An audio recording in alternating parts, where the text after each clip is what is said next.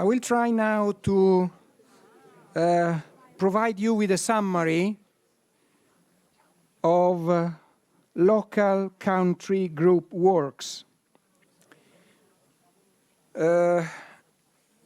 Overall, we have received from Foundation's local groups 11 fully finished documents sent within the established deadline.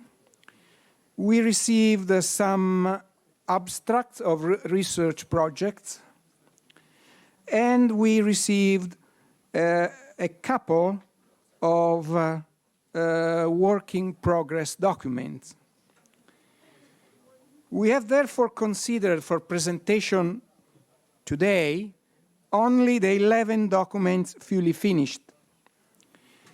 6 from Italian chapters, Bologna, Prato, Padova, Milano, Roma, Sardegna, and 5 from non-Italian chapters, the German chapter, the US, Hong Kong, Netherlands, and Madrid.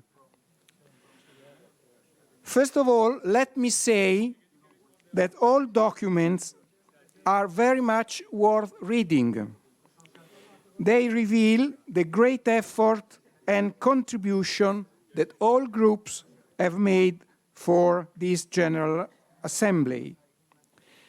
In my opinion, this is a sign of a great vitality and creativity on one hand, and of commitment and a strong group identity on the other hand. And both elements should make us fully confident as far as the future of our foundation is concerned. Secondly, the documents elaborated by our local groups clearly reveal that the main messages of the Laudato Si have now fully gone through within our members' groups. There are a number of crucial concepts that can be today considered within our foundation as further common element of a shared vision of modern social and economic life. In particular, it's common knowledge in our foundation. I mentioned just 4 elements as a common element of a shared vision. First, the spiritual perspective is a fundamental element of the discussion on the environment. We understand that we need to look at the environmental crisis also from a religious point of view. The language of faith has now entered the discussion clearly, decisively, and systematically. Second, everything is connected, including the economy. Laudato Si is a systematic approach to the problem. We are part of nature, included in it, and thus in constant interaction with it. And our decisions have had an inevitable effect on the environment. Third, widespread indifference and selfishness worsen environmental problems. Selfishness also leads to the evaporation of the notion of common good. Fourth, a change of heart is required. Because God is with us, all of us can strive to change course. We can move towards an ecological conversion in which we can listen to the cry of the earth and the cry of the poor. Laudato Si number 49. A conversion is required. So these 4 elements are now part of our common vision of the environmental problems. Given the extremely high level of the received documents, the scientific committee found very difficult to select only 4 papers for presentation in today's General Assembly. I consulted various scientific committee members We read all the papers, and in the end, we made our choice decision on the basis of originality, significance, methodological rigor, and for the concrete feasibility of the proposals on sustainability. As you know, among the objectives of our convention today is the identification of tangible projects based on sustainable objectives and performance at the level of companies, people, institutions. Objectives that the Foundation undertakes to disseminate more known and provide widespread promotion, especially through the contribution of members in their respective working environments. In the end, making use of the above-mentioned criteria, we have selected 4 of these 11 papers. 2 from the Italian chapters, Bologna and Milano, and 2 from non-Italian chapters, Hong Kong and Germany. The idea is, of course, to adopt a rotation system for the group's selection, so that within 3 or 4 years, all chapters are going to have the opportunity to present their work at the General Assembly. I will now go through the 11 submitted papers, one by one, enlightening the main contribution of each of them. First, very briefly, because we are late with the programs, with the 4 documents that will be presented in length in the next session of the General Assembly. The first local group work is the work of the Bologna chapter, Good Integral Ecology Practices in the Emilia-Romagna region. The document has a first part devoted to a thorough theological and philosophical analysis of the man-environment relation, and the second, much more longer part of the work presents a number of concrete examples of sustainability. Overall, the document has the merit of precisely identifying specific projects based on sustainable objectives and performance, which can be considered good practices of sustainable policies. This document will be presented in the next session more in details. The second paper is from the local group of Milan, Building a Sustainable Economic and Financial System. This work is focused on the topic of how to build a sustainable economic and financial system. The papers moves from the crucial issue of the exact identification of good practices of concrete application of the integral ecology approach. A number of experiences towards new models of sustainable development are assessed, focusing in particular on international institutions, on the world of finance, on big listed companies. And this is the second paper that will be presented in details. The third paper comes from the German chapter, Integral Ecology for the Digital Age. The method adopted by this group to elaborate the document is very good. It can be considered in some sense a sort of best practice for the Foundation, as I will try to summarize at the end of this report, with a mixture of academics and practitioners that collaborate with the local group, providing advice and suggestion in an annual preparatory workshop held at the Jesuit University of St. George in Frankfurt, Germany. And the document has a very rigorous structure. The great relevance of the Laudato Si is clearly stated, and the document examines the integral ecology for the digital age, first along a three-layer dimension which goes from the international to national and to the church level, and then along a second three-layer dimension which now goes from the organization, so firm level, to family level and to individual level. And this is the third paper which will be presented. The fourth paper is the Asian chapter, is from the Asian chapter. Protect what is precious, children and our home, our world. This paper is deeply inspired and full of concrete proposals of action for implementing Laudato Si. It provides a large amount of information, both quantitative and qualitative, on a poor and marginalized area of the world. The document focuses on the role of the young generation in Asia.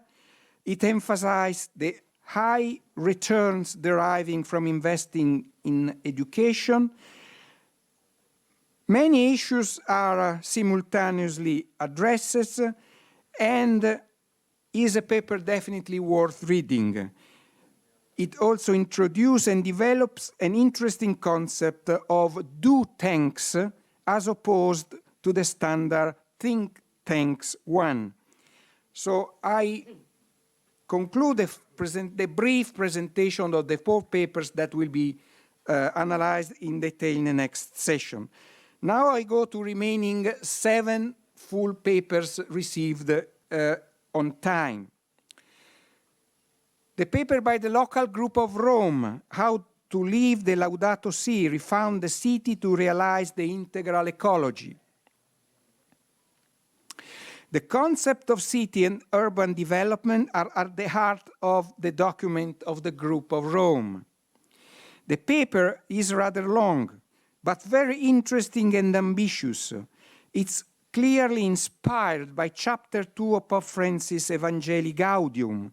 I quote, "Cities create a sort of permanent ambivalence, because while they offer their residents countless possibilities, they also present many people with any number of obstacles to the full development of their lives," number 74. And I quote, "In cities, human trafficking, the narcotics trade, the abuse and exploitation of minors, the abandonment of the elderly and the infirm, and various forms of corruption and criminal activity take place. At the same time, what could be significant place of encounter and solidarity often becomes places of isolation and mutual distrust," number 76, and the quote. The document is devoted to reconsider the link between human values and urbanization, with the aim of defining a new ideal model of society. With a specific focus on the city of Rome, the paper analyzed the need to rebuild the urban and civil fabric of the city. And in particular, 5 issues are considered. The effects related to the use of technologies within the city, the smart city, and the paradigm shift implied by moving from housing to homing in the suburbs. Second, an urban redevelopment project for a barrack in the city of Rome. Third, a project to provide free health care to the poor. 4, a project to favor social inclusion of inmates. 5th, the correct and appropriate use of administrative law to protect the environment. In sum, the document is intended as a concrete contribution to move towards Pope Francis' hope, number 210 in the Evangelii Gaudium. I quote, "How beautiful are those cities which overcome paralyzing mistrust, integrate those who are different and make this very integration a new factor of development. How attractive are those cities which even in their architectural design are full of space, which connect, relate, and favor the recognition of others. End of quote. Then there is the paper by the local group of Padova, To Save the Land, Humility and Sobriety in the Use of the Instrument of Creation. The document, which is a clear philosophical tone, is an interesting reflection on the encyclical aimed at emphasizing humility and sobriety as crucial virtues to save the world. As clearly indicates by the Pope, number 224 of Laudato Si, I quote, "Sobriety and humility were not favorably regarded in the last century. And yet, when there is a general breakdown in the exercise of certain virtue in personal and social life, it ends up causing a number of imbalances, including environmental ones. That is why it's no longer enough to speak only of the integrity of ecosystems. We have to dare to speak of the integrity of human life, of the need to promote and unify all of the great values. Once we lose our humility and become enthralled with the possibility of limitless mastery over everything, we inevitably end up harming society and the environment. It is not easy to promote this kind of healthy humility or happy sobriety when we consider ourselves autonomous, when we exclude God from our lives or replace him with our own ego and think that our subjective feeling can define what is right and what is wrong." End of quote. The conclusion is that an active ecological citizenship should strongly be promoted. Again, from the Laudato Si, only by cultivating sound virtues will people be able to make a selfless ecological commitment. End of quote.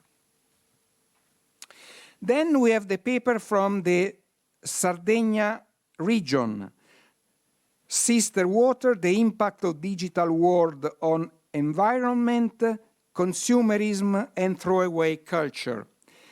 The document is made up of 3 short essays, the first on Sister Water, the second, the Impact of Digital World on the Environment, and the third on consumerism.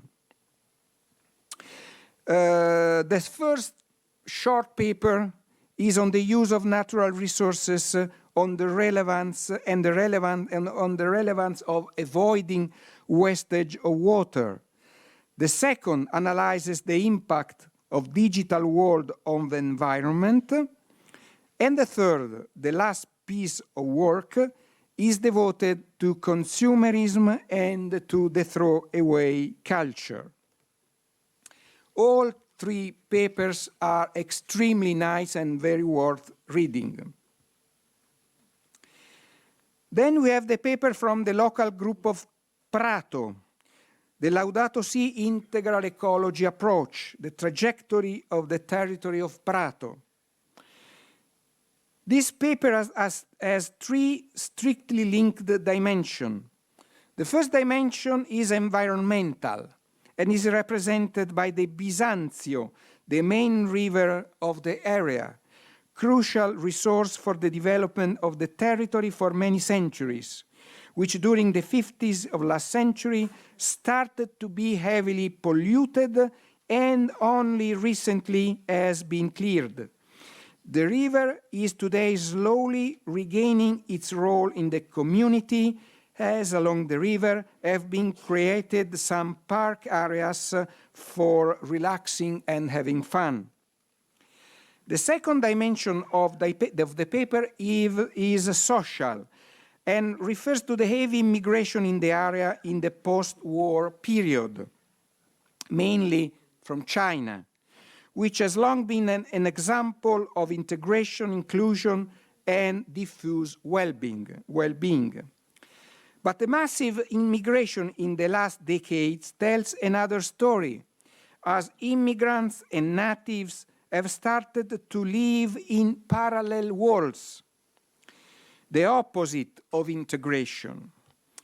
And finally, the third dimension is human, and is represented by the story of the life of the coordinator of the group, himself an immigrant in Prato, living now in the area since 1979, which has been a witness of the transformation of territory.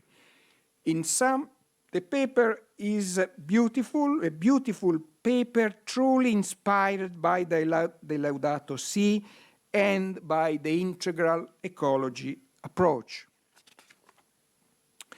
Then we have the paper by the US chapter, Reduce Hunger, Pope Francis' Call for New Approaches.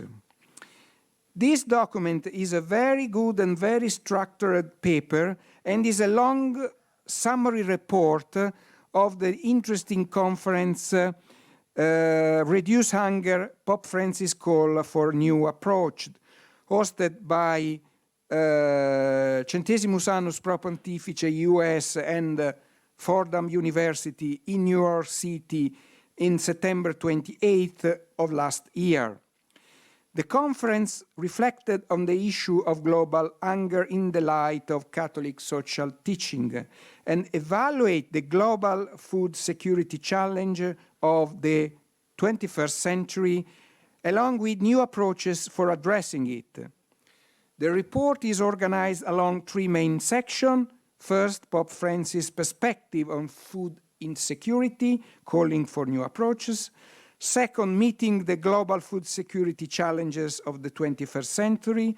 And third, new approaches to reduce the number of those going hungry. The conference addressed the continuing issue of hunger, especially undernourishment and vitamin deficiency that affect millions across the globe. As Pope Francis said in his address to the Food and Agriculture Organization on World Food Day on October 2017, I quote, "It's urgent to continue to initiate efforts and to finance programs to confront hunger and to structure poverty in a more effective and promising way," end of quotes. The report beautifully summarized the discussions and conclusions reached in the conference, and it aims to fulfill the intention of the conference to move beyond where we find ourselves today. Then we have the paper by the Netherlands chapter, Promoting Sustainability, Reimaging the Societal Role of Our Church. The document, after a short description of the history of the chapter, is divided in three main sections.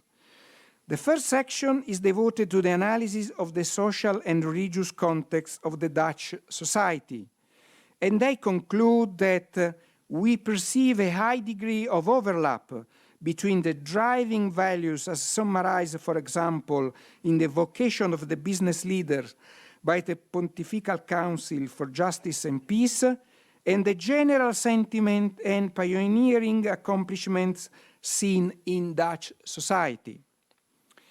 The second section is devoted to the near future ambition of the Dutch chapter. In this respect is presented the very interesting proposal to collect short stories and case studies of Centesimus Annus members who sought to instill a dosage of Catholic social teaching into business decisions and how they handled the setbacks or unintended implication. This may not so much be about right or wrong, but more about introducing a Catholic social teaching perspective in such discussion. And third, the last section concludes with final remarks on sustainability. Overall, the work is very interesting as both current and planned activities of the chapters are clearly presented. The picture which emerges from reading the document is that a small group members animated by profound faith and characterized by a great and admirable enthusiasm for spreading the Catholic social teaching. And then the Madrid chapter, the paper by the Madrid chapter, Ecological Conversion, Technology, and the Market Economy. The document is a close examination of the main messages of the Laudato Si. As explicitly indicated, the group wanted to formulate some reflection with the aim of understanding better this document, a sign of humility, very important, very appreciated. The work of the group is also intended to find ways of applying it in practical terms. This part of the document is in fact not completely developed, and the approach in this respect is rather general. Every company has the possibility to improve the quality of its operation by improving processes within its own area of activity, from the purchase of inputs to product design, marketing policies, and distribution. In all these areas, it's possible to promote ways of operating which, after due analysis, have positive effects from the point of view of environmental and social sustainability. The adapted work strategy is extremely interesting, as the activities to prepare the document took place during a number of working sessions, each of which was introduced by one of the members and with the whole group participating in the debate. These sections were enriched with contribution from qualified persons from various institutions. Finally, let me just mention the two beautiful papers received only a few days ago from the group of Trento and from the group of Treviso. The group of Treviso, beautiful paper on Venice and on the effects of climate change on the urban areas resting on the sea, and the group of Trento with the paper on two important experiences of the territory, the Casa Clima model and the Dobbiaco colloquia. I'm going to conclude my report, but just a few words also on the method of work of local groups. The reading of the papers reveals that there are a few good rules to follow to produce well-designed, well-organized paper. The first, a clearly identified project, the general topic the group wants to address, the specific issues the group wants to address, how intends to address these issues, a clearly identified project. Second, plan the group activities in good time, well ahead the deadline. Third, plan a reasonable number of meetings, a minimum of 3 or 4 meetings, up to 7, 8 meetings. Fourth, consult experts, both academics and non-academics, and possibly let them speak each other and listen carefully. Finally, create a true community within the local group. This is maybe the more important element, the most important element of the receipt. Create a community, because we are a community of equal and we share common values. I would like to conclude this long report of local groups by thanking all of you for your work and by inviting all of you, all of us, to carefully follow the lectures, the speeches, and the debates in the tomorrow International Conference. Our duty is to be up to the indication of the Pope and work together for the common good. Thank you.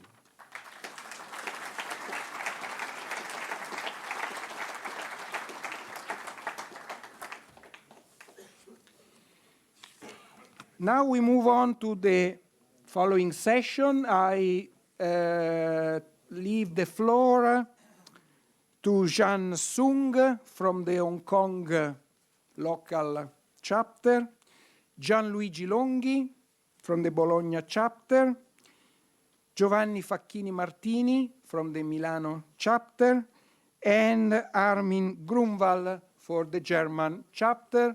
Please take the floor, and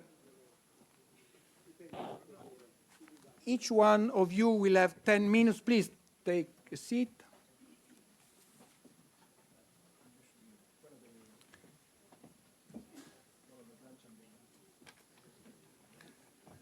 We follow the alphabetical order, I think, for presentation. So, please, Giovanni, you are the first for the alphabetical order.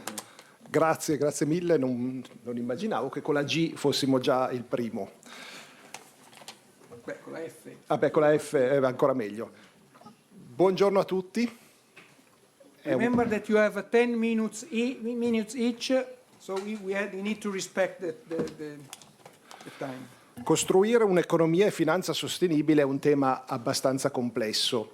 L'abbiamo affrontato a Milano partendo dal presupposto che la maggior parte dei membri del chapter di Milano, ne saluto perché sono parecchi qua, lavorano in campo dell'economia dell'impresa, del corporate finance, dell'asset management, della finanza in generale e del mondo bancario. Quindi c'era già una certa sensibilità e nonché una profonda esperienza sul fatto che si voglia parlare di costruzione di un'economia e finanza sostenibile. Siamo partiti dal presupposto che la Laudato Si è molto specifica in questo caso, su questo argomento qua. Cito la Laudato Si 194, affinché sorgano nuovi modelli di progresso abbiamo bisogno di cambiare il modello di sviluppo globale. Tra l'altro Monsignor Galantino poco fa ha citato che c'è ancora tanta gente ferma al vecchio concetto di progresso, quello della Populorum Progressio di 60 anni fa. Ormai il progresso è sempre più legato al termine sostenibile, quindi il termine di progresso, economia e finanza sostenibili sono stati veramente il centro della nostra attenzione. Siamo anche partiti dal fatto che ci rendiamo conto che c'è un po' una moda in questo momento, soprattutto nel campo della finanza e degli investimenti, sul tema della sostenibilità. E anche qui Laudato Si 194 non fa sconti e dice, adesso questo non lo cito, lo traduco io, che a volte è un po' usato come tema di marketing, quello della sostenibilità, in particolare nel mondo degli investimenti. Quindi siamo certamente partiti da questa considerazione qua. Avevamo delle esperienze in casa, vediamo, e questo è il punto importante che volevo che passasse, che in questi ultimi anni ci sono stati dei notevoli sviluppi in campo sia nel ragionamento ma soprattutto nel comportamento delle imprese verso una maggiore consapevolezza che la crescita economica deve essere sostenibile e quindi anche tutto il mondo di come si muove l'impresa è improntato alla sostenibilità.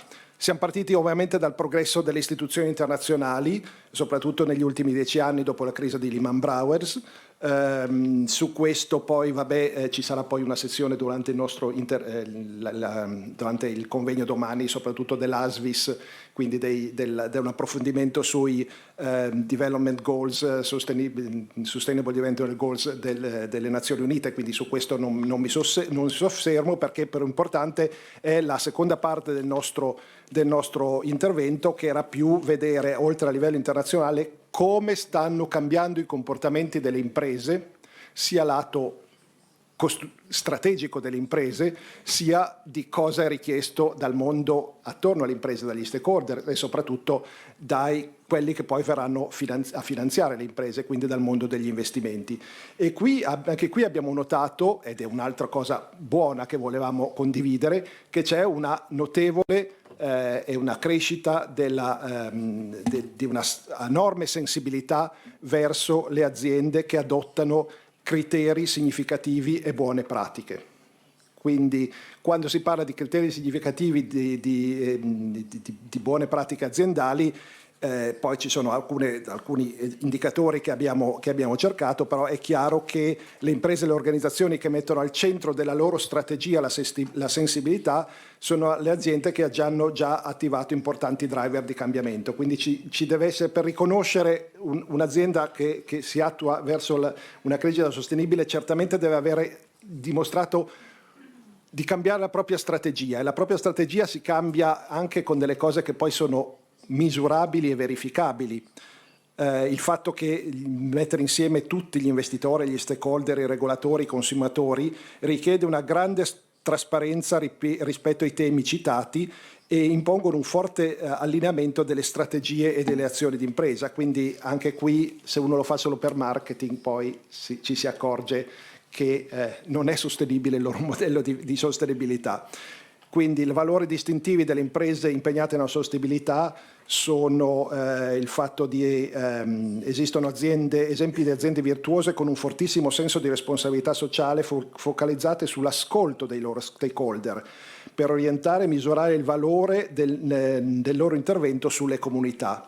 Quindi anche il tema della misurabilità, quindi non solo il fatto di aver adottato delle strategie che poi implicano anche dal punto di vista dell'organizzazione dell'impresa un maggiore ampliamento delle persone che nel consiglio di amministrazione sono impiegate su questo tema, ma poi anche c'è tutto il tema della misurabilità e la transazione verso modelli di sviluppo orientati alla creazione di un valore condiviso rappresenta oggi il più improrogabile impegno per affrontare le sfide sociali e ambientali, e quindi la creazione di sistemi di reporting all'avanguardia è considerata una base fondamentale per favorire il cambiamento. Quindi questo è, diciamo, il cuore delle cose. Abbiamo segnalato appunto alcuni casi su come alcune aziende hanno riorientato il loro progetto, il loro modo di agire verso una sostenibilità anche attraverso azioni concrete, tipo la costruzione, che ne so, nelle loro sedi diventate veri e propri musei o gallerie d'arte, quindi una sensibilità anche verso la bellezza. Avremo ospiti anche dei testimonial importanti durante il nostro convegno nei prossimi giorni. E per ultimo ci siamo soffermati sul fatto che tutto questo sembra molto bello, e quindi che bello, una marcia trionfale verso la sostenibilità aziendale, però il cuore del tessuto produttivo italiano è ancora formato da tante piccole e medie aziende familiari. E quindi quanto la quantificazione e gli esempi che abbiamo visto riguardava più il mondo delle grandi aziende e soprattutto delle grandi aziende quotate, ci siamo chiesti quanto di questo venga poi di fatto anche sentito nel mondo della piccola e media azienda familiare, che è un po' il tessuto produttivo italiano. E qui è chiaro che le analisi anche numeriche sono molto più difficili da individuare, però è chiaro che anche qui il tema principale che abbiamo cercato di affrontare anche molto, molto velocemente è soprattutto nel mondo in cui si parte come affrontano le piccole e medie aziende familiari il loro passaggio generazionale, perché questo è anche una cosa importantissima, cioè la vera sostenibilità di un'azienda è anche nel momento in cui ci sarà il passaggio generazionale da padre in figlio. Ma perché da padre in figlio? Da padre a persone che siano in grado di gestire l'azienda e di portarla avanti. Quindi il ponte intelligente che collega benessere, dottrina sociale e rispetto del creato è migliorare e trasmettere a chi verrà dopo. Perché se non migliori e trasmetti ti appropri, dreni risorse e non distribuisci bene, non condividi e sei ingiusto. Quindi è chiaro che abbiamo visto alcune cose belle, importanti, di forte sviluppo. Io ci tenevo a ringraziare soprattutto le persone che hanno collaborato a questo paper, quando si diceva consultare degli esperti. Ecco, noi abbiamo la fortuna di avere degli esperti all'interno del nostro chapter, quindi ringrazio Alessandra Del Boca, ringrazio Paolo Bonazzi, ringrazio Alberto Martini che hanno collaborato, ma ringrazio soprattutto Patrizia Giangualano perché ha contribuito a dare una parte della sua proprietà intellettuale, perché molti dei dati anche aggiornati che abbiamo riportato nel chapter sono stati poi pubblicati in un suo libro che è poi uscito il mese scorso. Quindi mentre lei lavorava con noi, lavorava anche su una cosa che poi ha avuto un successo editoriale edito con l'Università Bocconi. Quindi gli esperti, grazie a loro, li abbiamo avuti in casa. Conclusione. In conclusione abbiamo analizzato sviluppi e un'esperienza, quindi abbiamo visto che c'è un'esperienza positiva verso nuovi modelli di sviluppo sostenibile, sia a livello delle istituzioni internazionali, non mi sono soffermato ma ne parliamo domani, sia nel mondo finanziario e delle grandi imprese quotate. C'è ancora molto da fare nel mondo delle piccole e medie imprese familiari, paradigma dominante in Italia, soprattutto a livello di consapevolezza dei singoli imprenditori e manager e dei processi di formazione giovanile a partire dalle competenze scolastiche. Grazie mille.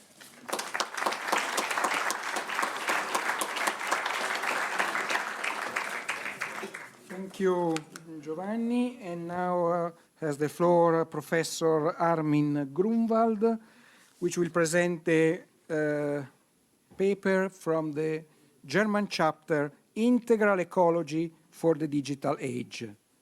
Please have the floor. Yeah, thank you, Mr. Chairman. First of all, I would like to thank the Foundation for inviting me to this convention and to give me the opportunity to speak to you and hopefully to discuss with you later on many of the issues of how we could shape a good digital future for all mankind.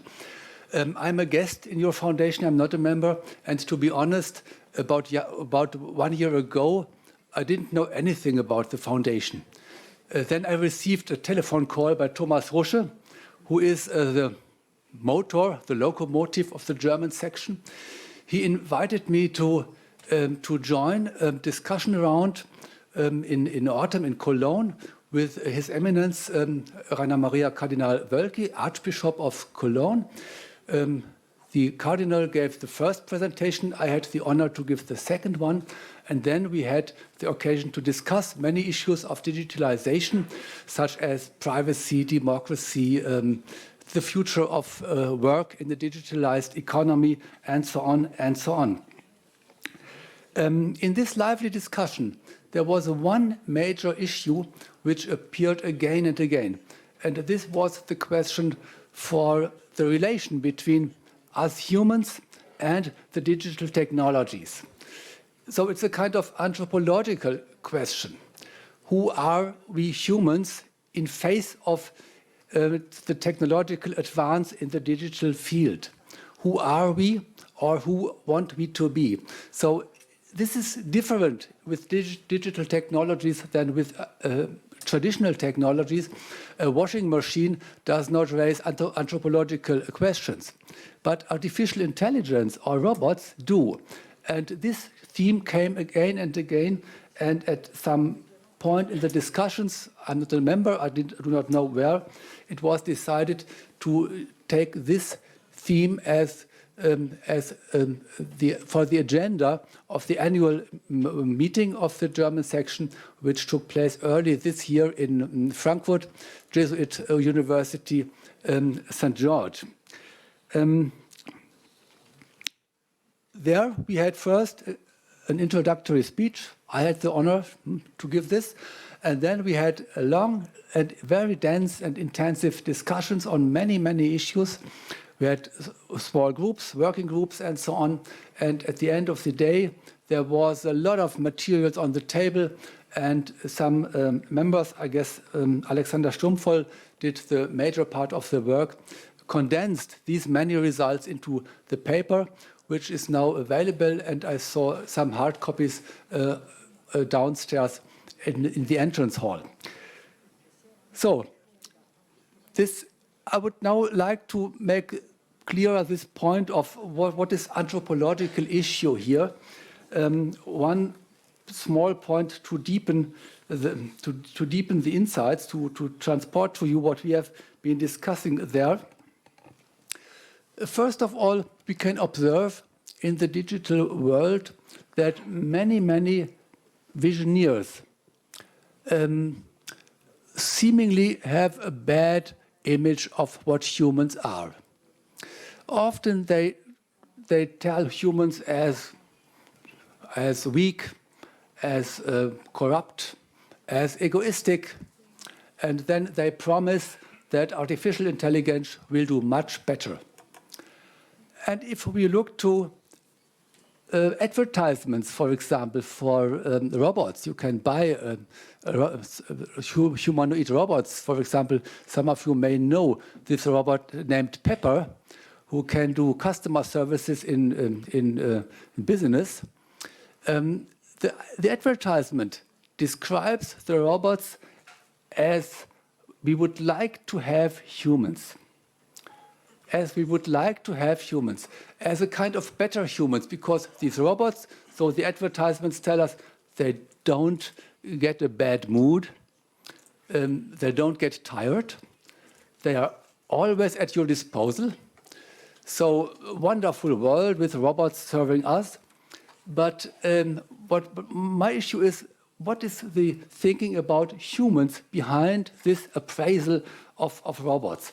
Or many, well, not many, I don't know, but several people in the United States in particular, they talk about artificial intelligence, about algorithms, that they would be much better politicians than human politicians. Okay, nowadays perhaps we feel that there might be some right in this, but usually they describe algorithms as fair, objective, data-based, just, and so on, oriented only to the common good, while they describe humans as egoistic, corrupt, only for their own working only for their own interests, and so on and so on. So this shows a kind of development which concerns me and concerned many of the participants of the Frankfurt workshop, that we humans get increasingly a kind of deficient image of ourselves. Technology becomes better and better. We humans remain as we are, and at some time in the future, perhaps we will be superfluous. Technology will do everything better than we. And indeed, already many people, due to surveys and polls, many people already feel threatened by digital technologies. In particular, of course, in the labor market, automatization has been an issue for 200 years, but now we perhaps approach a new stage, a new era of automatization with robots and artificial intelligence.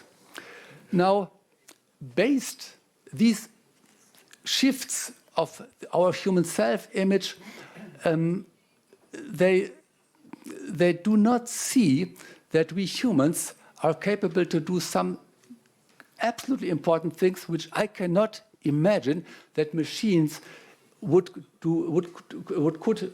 do this in some future. For example, we humans, we can distinguish between the is and the ought. We know that many things are in the world which should not be there. I cannot see how algorithms could distinguish between the is and the ought. We humans can develop utopian or visionary ideas about a better future. Algorithms are data-based, and all data we have are from the past. There are no data available from the future. We can abstract and think about new, other and diverse developments to the future, not only data-based. Data-based reasoning is, in a sense, conservative. And there are many other attributes of human reasoning which are unique, and I cannot imagine that robots or algorithms can take over. But what concerns me, in a sense, the way how we speak about robots and algorithms. A simple example, if you take the debates on self-driving cars. In the mass media, often the question is raised, shall algorithms be allowed to decide about life and death? For example, in case of unavoidable accidents. And we speak about algorithms think, decide, robots act, and so on.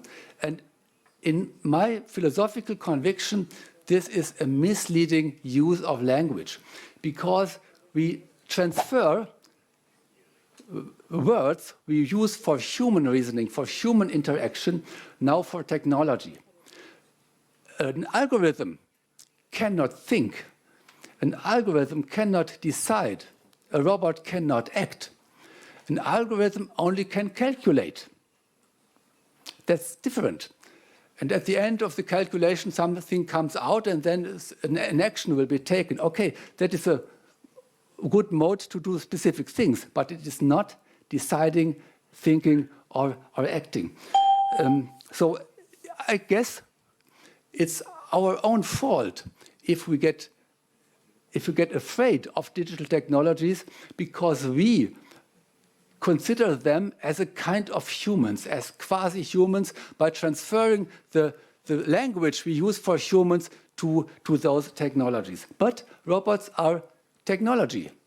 Robots are objects, not subjects. And this is a quite important distinction, sometimes is forgotten in the debate. That means digitalization cannot be an end in itself, and it was nicely phrased by Alexander Stumpfel. Therefore, to paraphrase Holy John Paul II, digitalization is for man and not man for digitalization. Thank you.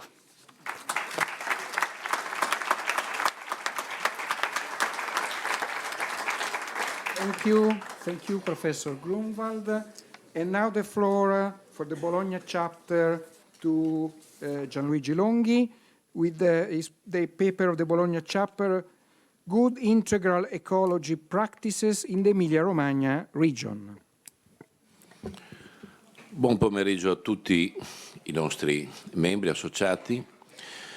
Vi parlo del nostro gruppo di lavoro che si è trovato per cercare di focalizzare la propria documento, questo confronto che noi abbiamo avuto e delineare sul secondo punto posto all'ordine della tematica della nostra fondazione e quindi di individuare le buone pratiche per un'ecologia integrale in Emilia-Romagna. Faccio un inciso, scusate un secondo, e invito quindi tutti gli aderenti italiani e tutti chi vuol partecipare il 12 di ottobre presso la nostra città perché ci sarà il consiglio e il convegno nazionale della nostra associazione. Quindi useremo questa vetrina che ci permette a Bologna il 12 ottobre anche per continuare questo discorso che appunto vi stiamo raccontando e che vi racconterò circa che cosa hanno fatto in Emilia-Romagna le nostre istituzioni, sia private che pubbliche, in merito all'integrale visione di un'economia secondo la Laudato Si. Bene, rientrando quindi in argomento, il concetto che possiamo constatare è il fatto che la enciclica Laudato Si ripercorre lo svilupparsi di un percorso che parte dal riferimento all'uomo fino alla complessa posizione dell'uomo. L'uomo è stato creato e tutta la creazione è nella sua disponibilità, ma è nel lavoro e nell'interazione ampia che questo ha con l'ambiente che lo circonda che si trovano le possibilità del vivere e del continuare ad esistere dell'umanità. Tutto questo per capire com'è importante che il creato sia in armonia estrema con il nostro essere umano e che noi ci prendiamo cura dello stesso proprio secondo i dettami dell'enciclica Laudato Si. Questo non è un'idea utilitaristica di conservazione della natura e delle risorse limitate per la nostra continuità futura, ma questa è una visione armonica e una necessaria condivisione per l'esistenza dell'umanità. Quindi la posizione dell'uomo tra le realtà naturali è anche quella più attiva e quindi è nell'agire nei confronti della natura e il suo agire è quell'agire che noi definiamo economico. Questo è un punto fondamentale. L'uomo quando agisce nella natura ormai agisce soltanto per ragioni economiche. Questo agire tuttavia non è soltanto rivolta alla natura, ma la dimensione e la complessità raggiunte dal lavoro umano determinano suddivisione e stratificazione fra gli uomini che ne sono gli attori, sia fra quelli direttamente coinvolti, sia fra i diversi gruppi sociali, sia all'interno dei gruppi stessi. Il problema dell'azione dell'uomo nei confronti dell'ambiente si pone quindi su una scala sempre più ampia. Il primo aspetto è certamente rappresentato dal prelievo delle risorse, la loro trasformazione e poi il loro utilizzo e il loro smaltimento con la restituzione all'ambiente dello scarto e dei resti. Le modalità in cui vengono utilizzati possono essere molte volte confluire nel termine che chiamiamo globalizzazione. Questo raccoglie diversi momenti di deprivazione, di regresso e di scarto di luoghi fisici dell'ambiente che si vedono strettamente collegati a momenti di deprivazione e di scarto per intere porzioni della comunità umana. L'enciclica rileva in modo forte lo stretto legame fra lo sfruttamento e l'uso improprio delle risorse della natura, con la conseguenza che quando viene egoisticamente riservato a molte comunità umane, a volte anche con coincidenza fisica dei luoghi, fra le devastazioni umane e quelle naturali, determina un degrado non più sopportabile. Per scendere nella concretezza, nella regione Emilia-Romagna si vede una gestione della questione ambientale seguendo i principi delle Nazioni Unite, ispirati dalla conservazione del bene comune e dei diritti dell'uomo e ben vicini ai principi della dottrina sociale della Chiesa e a quanto prima delineato. La Regione infatti sta sviluppando una serie di valutazioni finalizzate a raggiungere la vicinanza della Regione stessa alle politiche di prevenzione e preservabilità dell'ambiente sviluppate nel resto del mondo, che ci aiutano a essere preventivi e resilienti nei confronti dei cambiamenti climatici. Già da diversi anni viene perseguito un forte interesse nella preservazione dell'ambiente, visto nell'ottica della conservazione delle risorse. Il progetto di ratificazione delle autovetture, delle aziende e delle utenze private, l'integrazione della strategia ambientale con quelle dell'energetica industriale e visto anche alla luce di una prospettiva più globale di mitigazione dei cambiamenti climatici, ovvero previsione e resilienza delle persone e del territorio nei confronti della modifica climatica dettata dall'impatto degli inquinanti nell'atmosfera. Si possono fornire esempi di strategie e conservazione della qualità dell'aria, la gestione dei rifiuti, la programmazione urbanistica, mantenendo una forte attenzione all'impatto dell'oggi sul domani e quindi sul creato. Pratico esempio è proprio il comune di Sant'Agata Bolognese. Esso è un territorio consapevole della necessità di attuare, con una combinazione di azioni della pubblica amministrazione e del settore privato, una politica energetica basata sul contenimento dei consumi, sul miglioramento dell'efficienza nel consumo energetico, sulla riduzione dei gas serra, sulla diffusione delle tecnologie innovative che sfruttano fonti energetiche rinnovabili compatibilmente con le caratteristiche e potenzialità dell'ambiente in cui si trova. Per addivenire a questi discorsi di Sant'Agata Bolognese abbiamo avuto la fortuna che alcuni nostri componenti del gruppo hanno delle attività industriali nella zona di Sant'Agata Bolognese dove c'è anche la Lamborghini e quindi ci siamo interfacciati direttamente con la comunità locale, ma soprattutto con gli stakeholder e le istituzioni locali politiche, in modo per capire come sia l'istituzione pubblica sia l'istituzione privata riescono a gestire l'ambiente in un sistema win-win che permette appunto di migliorare e sfruttare le risorse conservando l'ambiente. In questo spirito quindi ha permesso al Comune di Sant'Agata Bolognese, ecco il punto, di ricevere nell'anno 2015 da parte della Onlus Alleanza per il Clima Italia il primo di eccellenza per il proprio piano di azioni per l'energia sostenibile, categoria comuni tra i 5.000 e i 20.000 abitanti. Il PAES persegue il più ampio obiettivo di riduzione delle emissioni di CO2 da attuarsi fra le azioni attraverso la riconversione della produzione di biogas e biometano da immettere nella rete di distribuzione del gas metano. Proprio in tale ottica il Comune di Sant'Agata Bolognese ha autorizzato nel corso dell'anno 2017 il progetto di riconversione di una discarica presente sul proprio territorio per la realizzazione di un impianto di produzione di biometano. Si apre così una nuova fase nella decarbonizzazione della produzione energetica capace di dare impulso all'economia circolare cui da tempo si sta orientando il territorio regionale. Ma non solo l'interesse per la persona e il creato nel proprio unicum si estende ad alcune politiche che passano per la certificazione green. Di tutto l'impianto Lamborghini Automobili per il potenziamento delle organizzazioni relative alla raccolta differenziata fino alla creazione dell'assessorato della vita.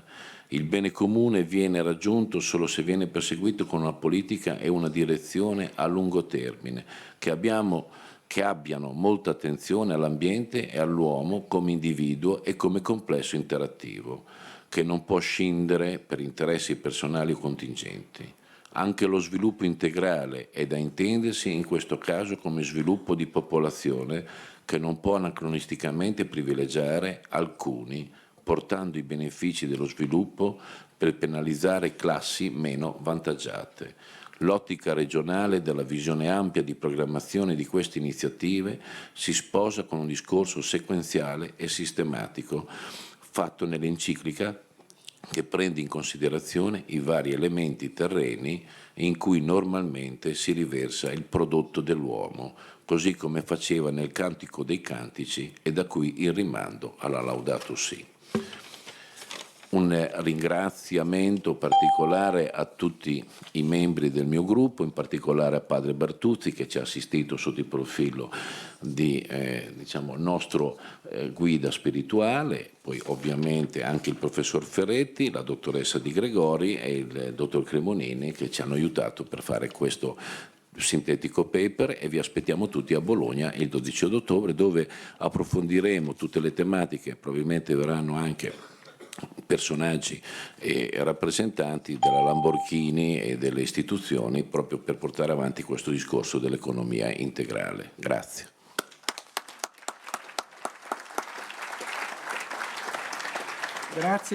Grazie, thank you Gianluigi. And now the Asia chapter, protect what is precious, children and our home, our world. Please, Jan Sung, have the floor. Can I do this also? Okay, I just do this up and down. Okay, so. Right, good afternoon. I think it's a little bit daunting when I have all these men in front of me in suits. Good afternoon, Chair Lady Anna Maria Tarantola. I want to take a moment and thank ex-chair Domingo for kindly inducting us into CAPP. And I also want to thank Secretary General Eutimio, who very relentlessly helped me and bring our chapter here to Rome with you. May I please introduce you to our chapter's members and friends and family members who have joined us here today. Could you please stand? Thank you.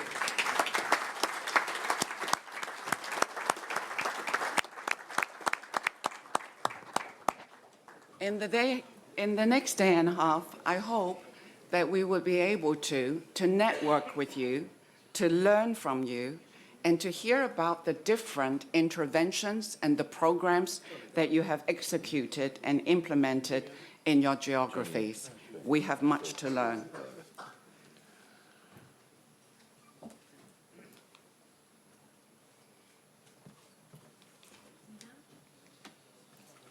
Protecting what is precious, being a good steward, protecting our youth and our creation, living the Laudato Si. Who are our neighbors? Do we love our neighbors? Do we protect those who are oppressed?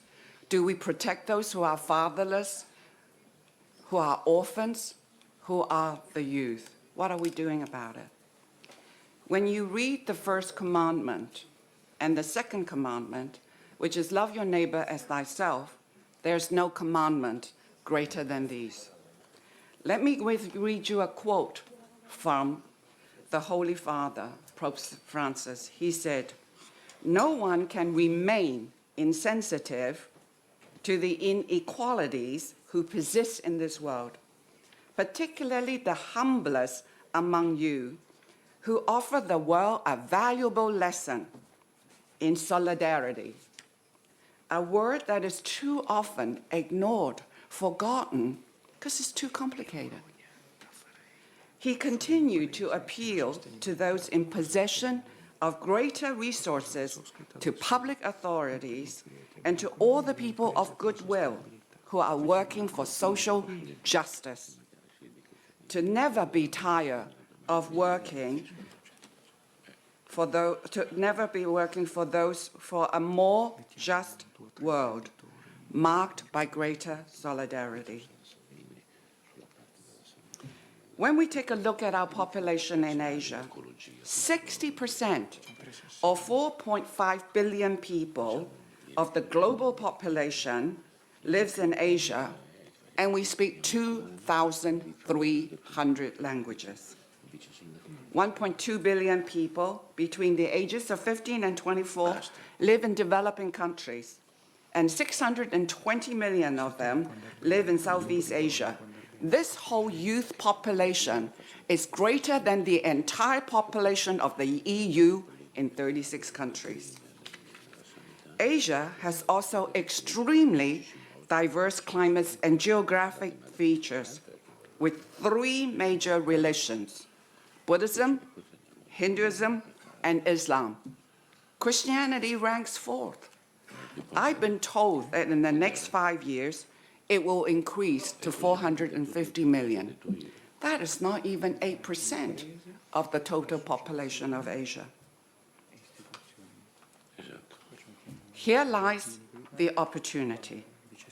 Economic growth shows that we have more than 500 billionaires in Asia, but still we have 1.6 billion people living on less than $2 a day.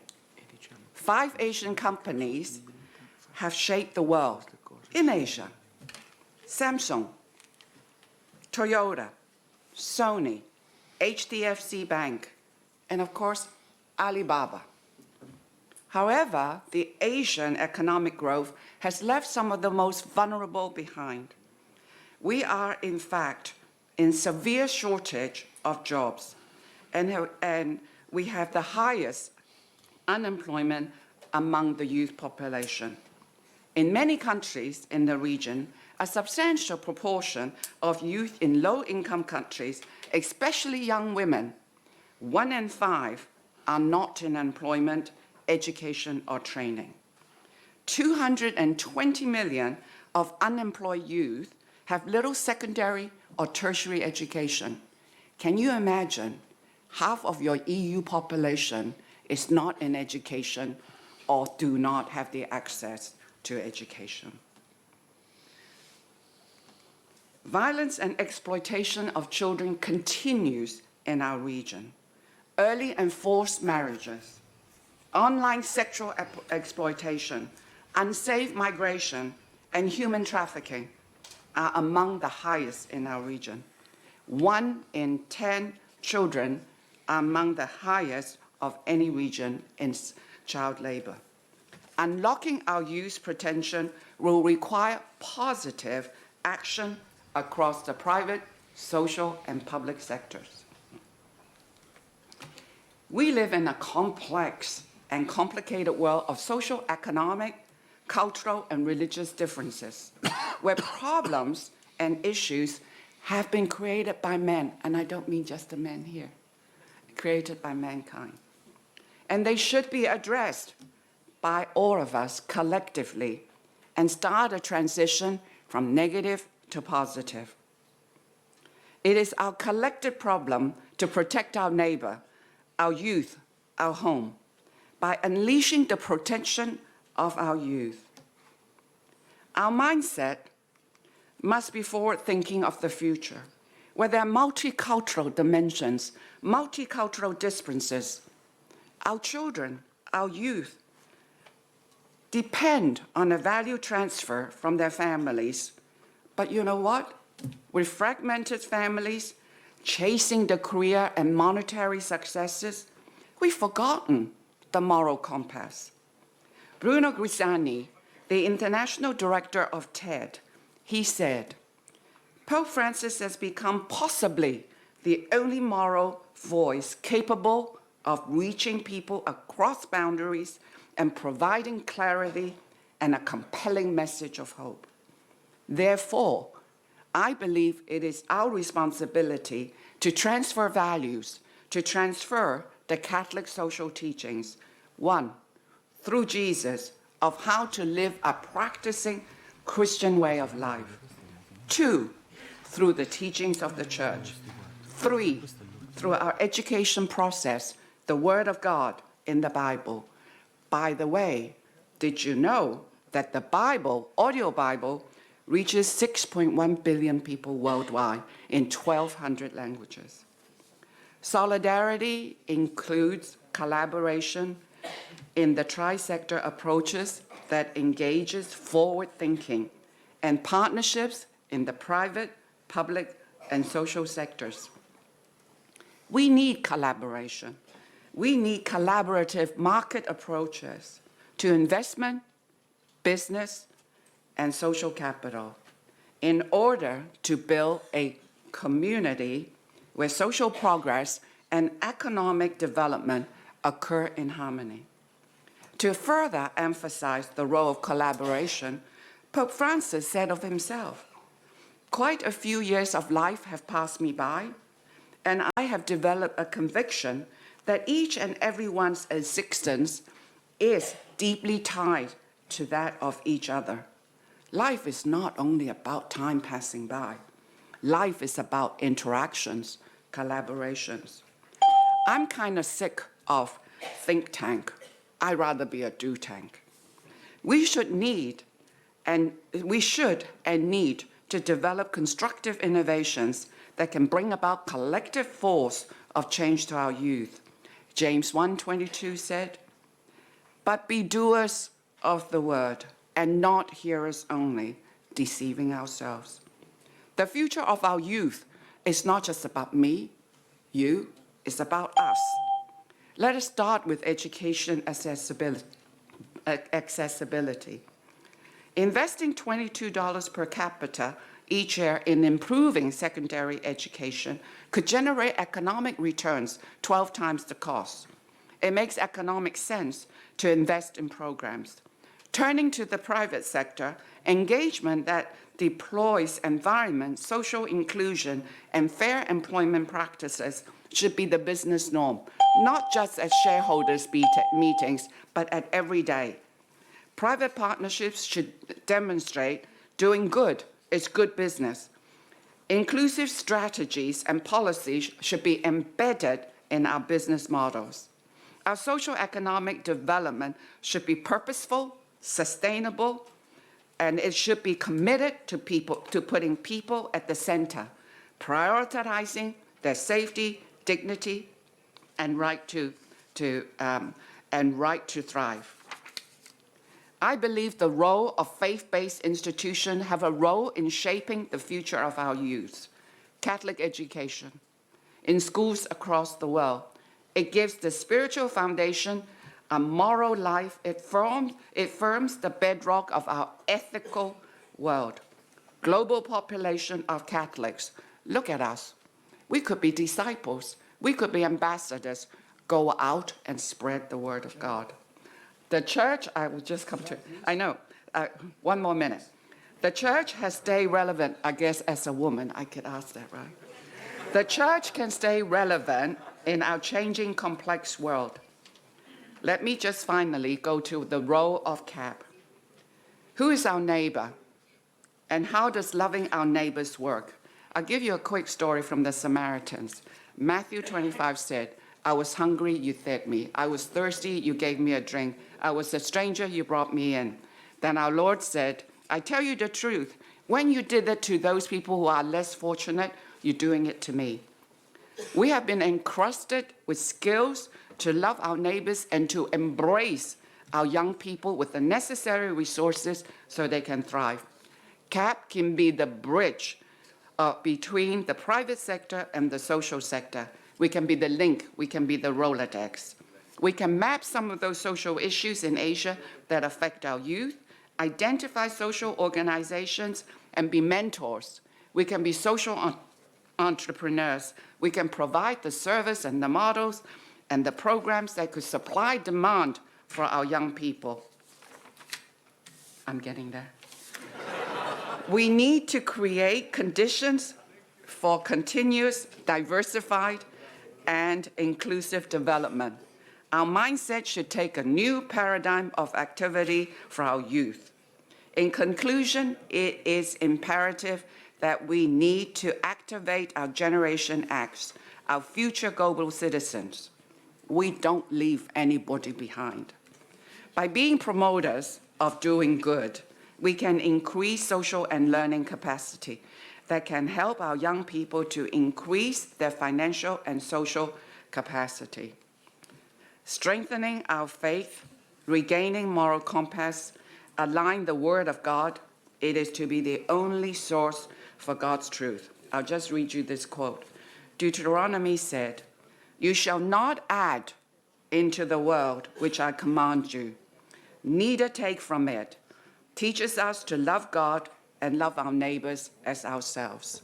So I agree with Anna Maria that when I look at this room, so many suits, I see very few women.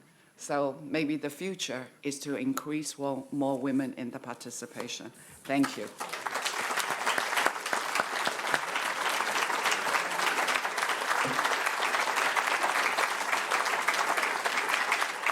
So thank you. Thank you to everybody, and I would like to ask you to have an extra round of applause for all our local groups that have been working so hard.